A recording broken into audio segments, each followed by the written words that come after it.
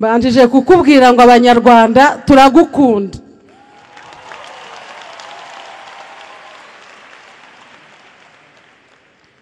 No ku ruhare rwanjye ngewe uhagaze imbere yawe ndagukunda. Nitwa Mukarubega Jeanne, navukiye mu karere ka Nyarugenge, mu kagari ka Kigali, umudugudu ni rya Sharangabo. Nshakira muri Gasabo, nshakira hano Nyarutarama, ariko umunaje ari Kimihurura. Rero Perezida wa Repubulika, ndagira ngo nkumenyeshe ngo kuva muri 59 nari umwana, nari mfite imyaka 4, nkura mbona ababyeyi, nkura mbona abavandimwe, mbona abaturanyi, nta muntu wari ufite umutima muzima. Twahoranaga ubwoba, ntitwasinziraga, ntabwo twagiraga peti nubwo tutagiraga ibyo kurya, ariko nta na peti twagiraga. Iyo umuntu afite ubwoba, amara barimo gushya mu nda, ntasinzira, nta kimunezeza, ntiyambara ngo aberwe, ntiyahinga ngo abone umubyizi, ntiyacuruza ngo yunguke, ntiyabyara ngo arerere igihugu. Mpagaze hano gusa ngira ngo ngushimire Nyakubahwa Perezida wa Repubulika, wakoze. Ngewe menye ubwenge, nasanze ingoma ya Kayibanda asimburwa na Habyarimana, abo narababonye. Wakoze ibyo batakoze,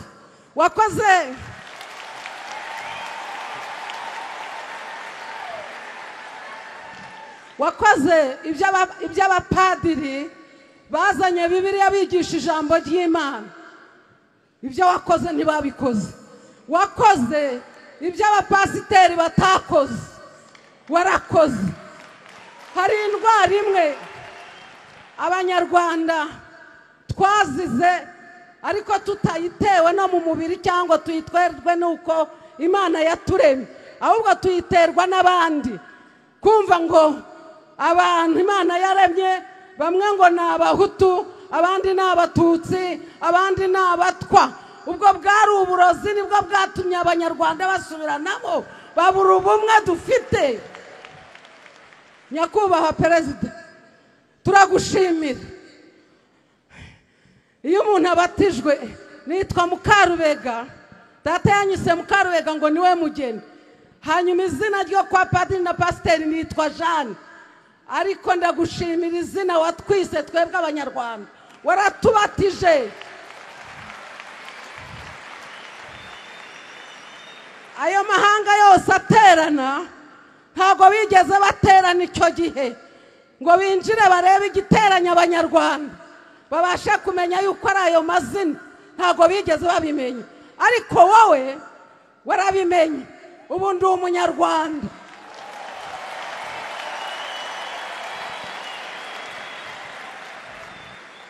Ababyeyi iyo tugenda turi abanyarwanda, abana iyo bari mu ishuri ni abanyarwanda. Nyakubahwa Perezida, navuga byinshi, ariko reka mbwire n'abanyarwanda bose turi kumwe ibyo nitegereje. Ngewe maze kugira imyaka 70, namwe muzitegereze rubyiruko. Mbivuze kugira ngo n'urubyiruko rubyumve. Ntabwo mwaje mugahandura, imvunja ntizari zaratuzengereje. Ntabwo mwaje mugasanga abantu barara mu birere, ntimwadukuye mu birere se mukaturyamisha kuri za matora. Perezida, turagukunda, turagukunda.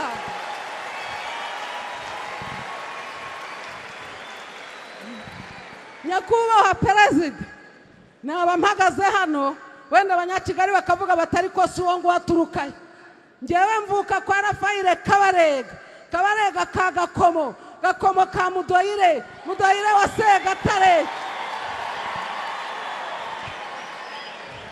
Segatare wa Ndabarasa. Ariko iwacu ntitwigeze tugira na meya, iwacu ntitwigeze tugira abantu barigaga ariko bageze hagati bakabacamo imikato. Ariko uyu munsi wa none abana bagiye mu mashuri bose bariga. turagushimira ko mwitegereze abana basohoke mu mashuri mu barebe, basohoke mu ngo zanyu. Hari abantu bakigira amabinga, hari abantu bakigira amabinga.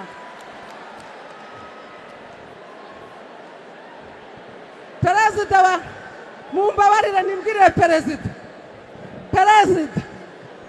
uzabwire abo ngabo babivuga bazaza hano mu Rwanda baturebe. Twicaye hano ukatunyanyagizamo ijisho, niwakwerekana umuhutu, niwakwerekana umututsi n'umutwa, nuko twese dukaraba.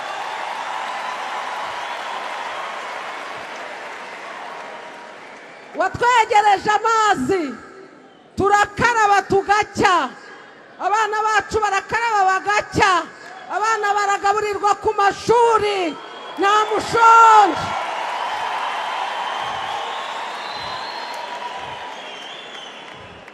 Perezida wababwiye bakazaza hano mu Rwanda tugaterana, ukabicaza hariya tukababwira ibiturimo twebwe biba ku mitima yacu.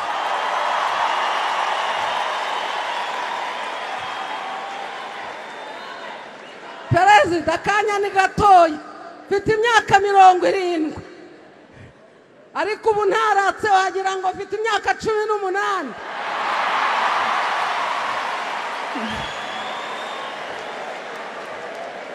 Murakoze cyane. Ni amahoro waduhaye. Humura ntabwo inzara izatwica, humura ndaguhumurije, waratwigishije. Ubundi se abantu biga mwiga imyaka ingahera?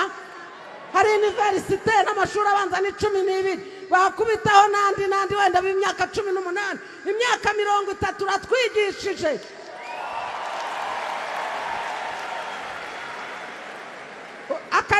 Uturima tw'igikoni ni tayari, ibibina mu midugudu yacu ni tayari, turafatikanya. Ntawuzananirwa kugura umufuka w'umuceri ufite 2, undi akagira 2, undi akagira 2, turabiteranya, uwaburaye agataha afite umufuka w'umuceri. Murakoze cyane.